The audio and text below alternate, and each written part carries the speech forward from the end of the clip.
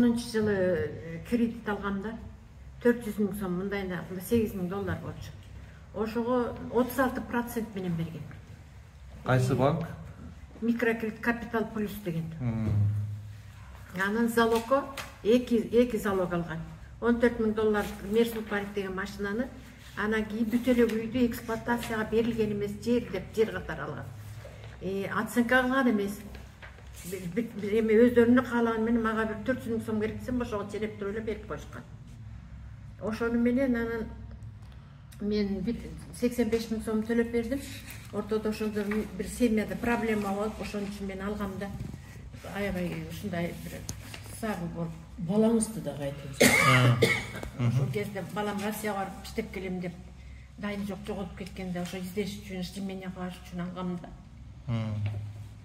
Анан 85 000 ошо 3 айткын төлөп бергенден кийин ошо 5-6 ай болуп калдым, ошо жок болуп. Төлөй албай калдым. Жок, төлөй албай эмес, өзүм жок болуп калдым Бишкекте. Анан кийин кайра келгенден кийин ошол убакта машинени алып коюшуптур.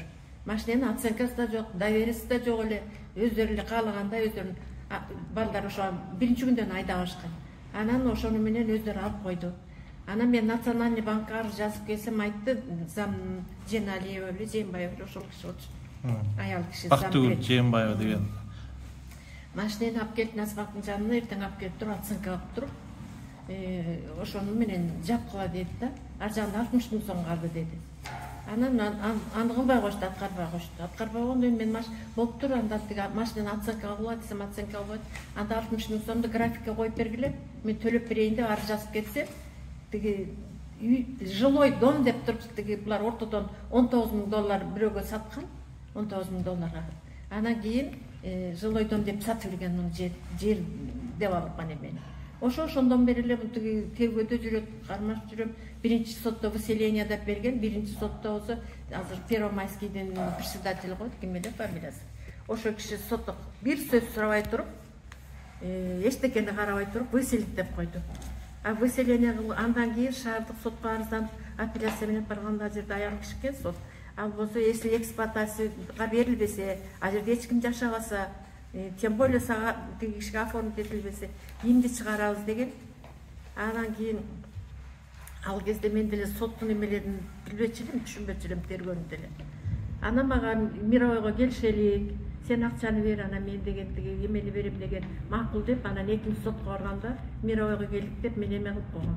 Ошондон пайдаланып туруп, анан булар болсо анан тиги подделка документ жасашкан, эксплуатацияны жасашкан. Азыркыга чейин мен ал үйдө турам. Алар болсо 15-жылы эме кылышкан, 14-жылы подделка документ кылган. Ошо боюнча да мына тиги жүрөм, тергөө менен тергөө бүтпөйт 10 жылдан бери. Ошондо сиз 400 000 канча болуп кетиптир? Мындай кыргызча айтайлычы. Мындай түшүнүктүү дегеним. 400 000 дем болсо проценти менен канча болуп кетиптир? Сот болгондо эле анан токтойт да, жанагы процент токтойт. Булар болсо анан отчет жасашкан. 300 канча миң, 300-350 миң ушундай кылып туруп, үстүнө процент, штраф, анан пения көбүгө андан ашып кетет да булар. Ошентип подделка кылышкан да. Ошо көбүк сөөгү бириги батып канча болуп калыптыр? 360 миң ушундай кылып тиги көбүк сөөгү менен ошентип дагы кошуп эметишкен да. Жок, эми 360 миңге машинеңиз, үйүңүз кетип атабы? Ооба да, баары кетип атпайбы. Ошону эмнеге негиздеп атышат? 360 миңге алып коюп атабы? Оценка да алган жок, эчтеке кылган жок. Жөн эле кандай кылыптыр? Жок, кандай кылыптыр ошону? Соттун чечимин ала берет. Соттун чечимини жок, сот чечиш үчүн негиздениш керекпи? Манча негизи жок, негизи жок. Сураганда жок. Соттун чечимдеринде эч кандай негизи жок. Алар негизге таянбайт алар. негизи жок. Ал кезде дагы не судебка деген бар болчу. Соттошпой туруп эле алып коет деген закон бар болчу. Тиги эме ошондой закон кабыл алышкан экен да.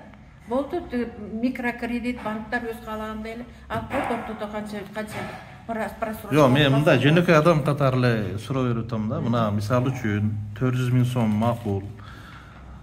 Ана сот деле сурабайбы? Жериң канча турат, үйүң канча турат? Жок, сурабайт да.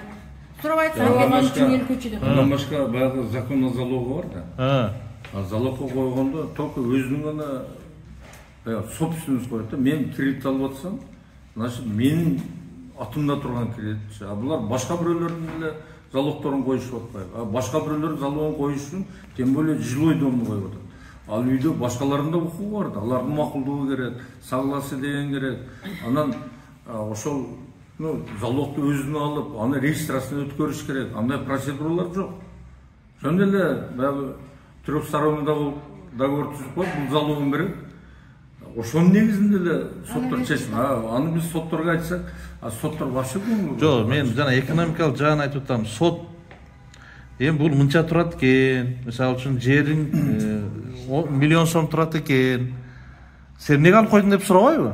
Сурабайт. Мына кече жакында эле. Мына жериң миллион сом турат экен, анан сен бул 360 миң сомго жерин алып коюпсуң, машинесин алып коюпсуң деп сурабайбы? Мен сага болду, марка эле чечип коет. свежий эме айтып берейин. Факт. Мына мен бул соттордо соттор жанагы процессуальный мыйзамдан иш чыкпаш керек да. Процессуальный деген баягы тартиби да. Мындай. Булар даже ага да таянбайт да. Мына кече жакында эле жанагы Байтүшүн деген банктын иски боюнча Жалал-Абадтан эме кылган Бостонова Гүлхан Мадамбекова депчи. Бул башка бирөө кредит алып атат. Калдарбаев Рахат депчи. Бул үйүн залогко жетпейт десе подружкасынын үйүнөн кошуп берип атат да. Кошуп бергенден кийин бул Гүлхан коюп атат, жанагы трехсторонний договорду кошуп коюп атат, бирок бул залогду оформить эткен жок банк. Себеби банкка өтүш үчүн жанагы ошол үйдүн башка мүчөлөрү да бар да баягы. Согласие деген жок. Даже мунун өзүнүн согласие, нотариальный заверенный согласиясы болуш керек. Мен мына үйүмдү берип атам. Андай да жок. Ал эмес булар жанагы залогко коюп аткан муну өткөрүп, регистрацияны өткөрүп, ал да жок. Эч кандай. Анан эң кызыгы бул эме процессуальный эмеде 134-135 деген мыйзам бар. Баягы оспариваемый сумма деп, оспариваемый сумманы коет. 7 миллион, 3 миллион деп коюп атат да. Ошо койгон эмеси 1 миллионго завышенный кылып туруп койгон. Доонучу. Ол вообще сот албаш керек анычы. Баягы 134-135тин баягы талап аткарылгандан кийин ошо биринчи шаардык сот муну албаш керек. Неме? Абдымалик агай, бизде мындай да. Сиз эми ушул нерселерди айтып атасыз, бунун баары мына илимий термин сыяктуу да. Анан муну жөнөкөй эл түшүнбөйт. Билбейм. Биздин эл, бизде жанагындай жок, мындай жөнөкөй эл түшүнө турган кылып айтып береличи. Бизде мындай жокпу? Мисалы үчүн мына кыргызча эле мына бул жок, эми сиз терминдер менен айтып атасыз. 400 миң карыз экен, үйүң 2 миллион экен, ошого келеличи. Машинең мынча экен. Ошого келе. Деп ошо сот токтотуп кое албайбы? Мен айтып атпаймынбы? Ошо доосу 1 миллионго завышенный койгон. Анан булардын 2 үйдү алып атпайбы? 2 үйдү рыночный менен берки айырмасы почти 6,5 миллион болуп атат. Анан буларга пошлина төлөп, пошлина өзү төлөмөш керек. Баягы банктын эме соттун өзү пленумный материалы бар, баягы по существу каралбаганда жанагы пошлина алынбайт да. Булар баягы пошлина төлөй албай калабы деп туруп, заставить деп төлөп атат да, төлөп туруп атат. Ошондо буларды 7,5 миллионго алдап атат да, завышенный 7,5 миллион сумманы булардан азыр алып коет да. Эми 7,5 миллион үчүн банк менен соттор мына 2 областық сот менен республикалык сот 3 кишиден 7 киши жанагы банк менен 8 кишиге почти 7 миллион акча сумма 1 миллиондон тиет да. Ошол акча үчүн булар на любой нерсеге барып атат. Анан мен дагы айтайын, мен жогорку соттун тарыгында биринчи жолу көрдүм. Баягы жогорку сотко биз кассация берип атабыз. Берип атсак, ошону 24-жылдын 6-мартына карап, Арстанбаева, Мельникова, Батыралиев дегендерчи карап, бизге башкача угузуп, биз аны запись кылып алганбыз сот заседаниясы, чечимди башкача чыгарып атат. Биз возмущаться эттик да, кандай депчи, канааттандырып чечим чыгарып коюптур. Бул болбосо бизди биринчи инстанция кайтардык деген да. Возмущаться этип анан жазып, биз экинчи жолу кайрылдык. Экинчи жолу кайрылганда эмне деп жазып атабыз? Биз мынау жогорку соттун Арстанбаева, Мельникова, Батыралиевдер катышып, туура эмес чечим кабыл алды десек, бизди кече 2 октябрда кайрадан карап атат. Ошо бир кассацияны бул таракта болбосо керек. Ошол жанагылардын Арстанбаева председатель кылганда мүчө болуп катышкан Батыралиев председатель болуп, дагы экөө кошулуп, мен фамилиясын да атагым келбейт. Булар үчүнчү биз берген дуарыбыз боюнча эмес, баягы срок, восстановление срок деп карап, срок восстановить этилбесин деп чечим алып чыккан. Биз вообще түшүнбөй калдык. Биз айттык, биз бир кассация боюнча 2 чечим чыгарасыңар, 2 соттун составы. Мындай болбосо керек. Биз эми жанагы председатель бар экен, кайрылып башка кылып атабыз. Эми бизде мен жана айтпадымбы? Бизде мыйзамсыз нерсени чече турган органдар бир да көңүл бурбайт да.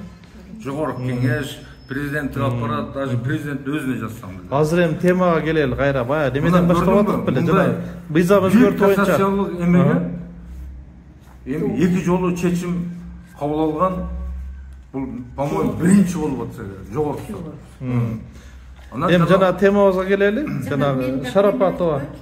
Жана биз деген эме залог коет атпайлы банктарга. Мисалы үчүн мен машина койдум 14 миң, үйүм болсо 1,5 миллион, мында бүт эле үй болчу да. Эми ошондо өздөрүнүн акчасын проценти менен алгандан кийин дагы мага 1 миллиондой бериш керек да, микрокредит. Ашыгын бербейт да, баарын бүт алып коет атпайбы. Төлөгөн акчаңды да алат, жалооңдун баарын алат. Ошону менен булар байып атат да, бирөө да банкрот болгон жок. Бир микрокредит, бир банкрот болбой, банк болуп монча өнүп өсүп атат. 36% менен берет акчаны. Залогун да алат, акчасын да алып, баарын алат. Буларды эптеп банкрот кылыш керек. Булар деген закондошкон рекеттер да, закондошкон рекеттер. Байып атат булар, бир да банкрот болгон жер жок. Элдин канын соруп, бүт элдин баары каякта, сазга батып, бүт элдин баары тентиткен ушу микрокредит банктар. Тилеген проценттен акчаны берип, эптеп эле жанагы залогун алыш керек да булар. Эмеде бербейт, мына төлөп берейин деп мен арыз жазып бардым. Машинени болуптур башымдан садага дедим, темир эмес, баламды таппай курап отурмун. Ал жагында 60 миң сомду мага графикке коюп бергиле, мен деген үйүмдү чыгарып кетейин десем, бир айга жетпей туруп сатып берди. Бул аял деген келе соолуп монтип өзүнүн акыбалы жаман болуп жүрөт. Азыр барсаң үйүңдөн чыгып берет деп тиги машинесин алганда деле тиги соттошконубуз кала берген деп. Мына ошол сатып алган киши ушинтип үйгө келди. Ушинтип жиберди мени микрокредит деп. Көрдүңүзбү, бул эмне деген беспредел да булардыкы. Бизде эже да мен айтайын дегеним ушул жанакы кредит боюнча жалап аттым. Адмаликем айтканына кошумча айтайын, мен өкүл болуп, могу жогорку сотто эле катыштым. Могу Калдарбаева Рахат деген өзү жесир аял. Анан бул кредитти ипотекалык үй алам деп 35 миң доллар алган да.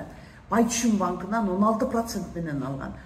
Алгандан кийин бул байкуш төлөп жүрөт. Мына бир да эмесин калтырбай ай сайын төлөп, могу эмеде жанакы 2020-жылы жана ковидте өзү ооруп, балдары ооруп, бардыгы ооруп, көөсү өтүп кетип, анан төлөй албай калат да. Мына могу мынакей 26 сентябрь 23-жылы мына банктын берген, өздөрүнүн бергени эмеси да, мына справкасы. Мына ушул жерден Калдарбаева 35 миң доллар ошол алган үйүнү коюп алат, ипотекалык кредит кылып. Получается ошо мынакей 18 миң основной сумма, мына иши кылса бардыгы биригип 31 миң доллар төлөп атат да. 31 миң доллар төлөтүп, ошол мезгилде 25 миң долларга үйдү баалайт. Мына ошол азыр ал үйүнү ошол эме жанакы 17-жылы бааланса 25 миң долларга баалаган. Мына бүгүнкү күндө 24-жылы ал үй 60 миң доллар. Ошону баалатпай туруп 25 миң соттордун дагы эң кемчилигин айтайын. Ошо 25 миң доллар кылып тиги банкка өткөзүп атат да. Бул деген мыйзамсыздыктын туу жокусунда. Анан бир мынакей ошону мисалы мына шаардык соттон Тойгонбаев ошол өзүнүн эле 25 миң долларлык үйүнү 25 миң долларга өткөзүп атса, а областтан келип мына Шукуралиев, Кенжеев, Арзугулова деген судьялар мына эч нерсесине карабай, даже жанакы Абдымалиевке айткан Бостонованын үйүнү кошумча кылып өткөзүп атат да. Булардын банк менен соттордун ортосундагы мамиле төккө эми акчасын төлөп анан эмес, үйүнү гана өткөзүп бериш да. Мына эң кызыктуусу мынакей, могу жерде бир да же шаардык сот, же областной сот, же мына жогорку соттун судьяларга вообще карабай аткан болуп. Мынакей монтип жазып атат, мынакей карызды өндүрүүгө жумшалган чыгым 2670 сом. Анын проценти менен 47349 сом. Бул процентке айлаганда 1760 48%ке өндүрүп атат. Мына бул деген бул эмне деген мыйзамсыздыктын туу жокусу. Анда банктар бизде төкө элдерди тоноо менен эле алектенет да. Мына өзүңүз ойлоп көрүңүз мынеке. Мындай деп айтат. Бул рейдерство. Рейдерлик жол менен. Мына ошол немесини жанакы өзүнүн получается $31.000 мына азыр банкта бул төлөгөн акчасы иштеп атат да, буларды дагы башка процентке берип иштетип атат да ошол жылдан бери. $35.000 берген акчасын $31.000 төлөп атат. И байкуш баягы ипотекага алып үйлүү болуп калайын деп алган үйүнү дагы өзү $60.000 үйүн алып атат. И плюс баягы жетпей калды деп тиги дополнительно бостоонуган коюп берген үйүнөн дагы мынанча сумма өндүрүп төлөйсүң деп ага дагы берип атат. Мына ушуну кассациялык даттанда мисалы Жалал Абадтын областной соттун маңызы боюнча эч нерсе каралган эмес да. Мына Шукуралиев менен Жалал Абад областтык сотунун судьясы могу Шукуралиев, Кенжеева, Арзугуловалар менен мына могу менен могу Шукуралиев судья менен ошол банктын юрисинин агасы, Шукуралиевдин атасы да судья болгон экен, банктын юрисинин агасы чогуу иштешкен экен судья. Мына рейдерликтин маңызы каякта жатат. Мына ошону деле мынеке жогорку сотко мына бир канча жолу жазылып атат. Жөн эле мынеке бизде аудиозапись бар. Айтканы башка, тиги чыгарган чечими башка болуп атат да. Бул деген билбейм, бул соттор элдерди банкка эле үйүн алып берип эле өздөрү кошумча доход кылган. Бүгүнкү күндө айтам дегеним муну президент дагы көзөмөлгө алса жакшы болмок да. Мисалы мынеки Базарбековго барып атабыз, башкасына кирип атабыз. Эч кандай бир мыйзамдуулук сакталбай атат да. Айрыкча жогорку соттун жөнүнө бир нерсеге шылтоолук мыйзам. Кечээ күндө мынеки эме деген судьялары карады. Жок, Батыралиев эмес, могу эмес. Мына Эшалиев, Кулматова, мынеки Молдакулов дегени экен мынеки. Жогорку соттон мына моулар кирип эле жок срок давности өтүп кетиптир деп жалган айтышып атат да мынеки. Булар айтайын дегеним мына бир айдан кийин кассация жазып атат. Жазгандан кийин Адымалик айткандай кошумча мамлекеттик төлөмдү төлөтүп атат. Төлөмдү төлөп келгенден кийин ал анын күнөөсү эмес, бир айдан кийин жазып атпайбы?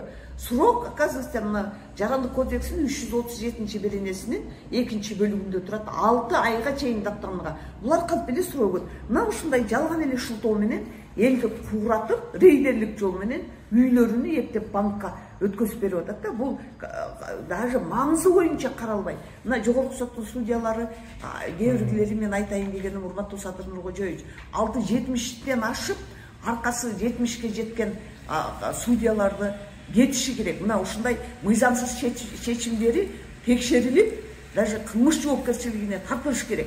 Анткени мына жөнөкөй эле элдер жабыр тартып, ипотекага алган үй эмес, өзүнөн кошумча чыгым төлөп жабыркап атат да. Мына канча ушул мыйзамсыздык качан токтойт бизде? Же комиссия каралбаса, же мына президенттик аппарат каралбаса, прокуратурага жазса, прокуратура каралбаса, каяка барат дейм мынеки. Эжеке неме кечирип коесуз. Жөнөкөй тил менен айтып коюңуз. Мына эжеке $35.000 кредит алган. Натыйжада эмне болду эми? Мына бир сөз менен кредитин төлөө 31.000 төлөгөн. Үйсүз калды. 31.000 төлөдү. Анан 4.000 төлөй албай калдыбы? Төлөй албай жок. Основной суммасынан 16.000 төлөгөн да. А проценттен $18.000 төлөгөн. Эми баары бир ошол суммасы мына $31.000 банкта иштеп атат да булар. Туурабы? Иштеп атат да. Негизги суммадан $18.000 төлөгөн. Ооба, төлөнгөн. Пайызы канча төлөгөн?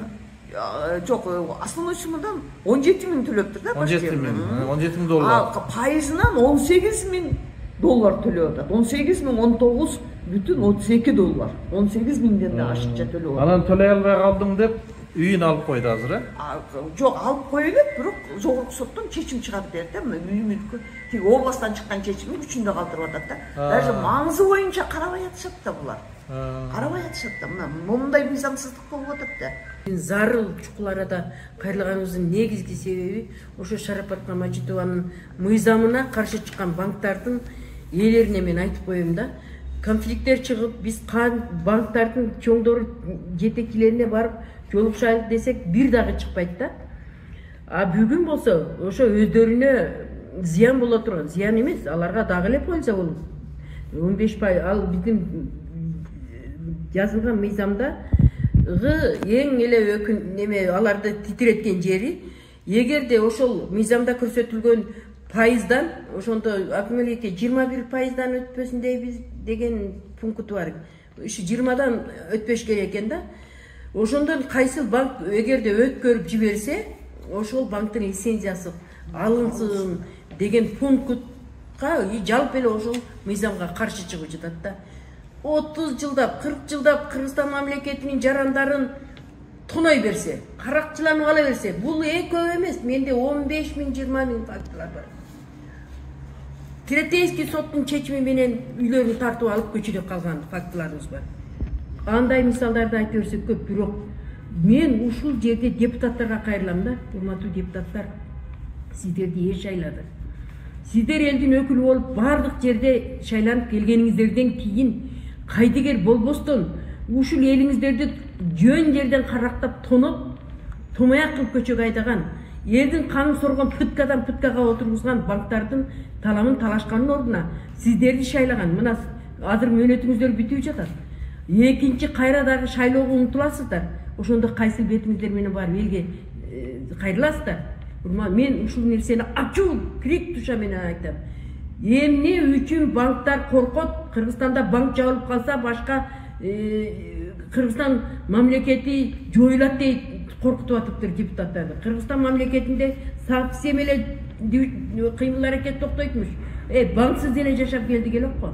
Мына дүйнө жүзүндөгү банктар, биздин коңшулаш мамлекеттердеги банктар 1-2% менен гана берип атат. Мына Казакстандарда башка алардын мамлекети өнүгүп дүркүрөп жатат го. Эмне себептен эле биздики 40%дан берген банктардан лицензиясы алынып калат деп барыңар коркосуңар. Демек, ушул жерде мен ачык эле айтып коеюн, урматтуу депутаттар, сиздердин дагы бир кызыкчылыгыңыздар бар. Ошондуктан банктарды коргогонун ордуга элиңиздерди коргоп калыңыздар. Бүгүн элибиз аябай абалы оор.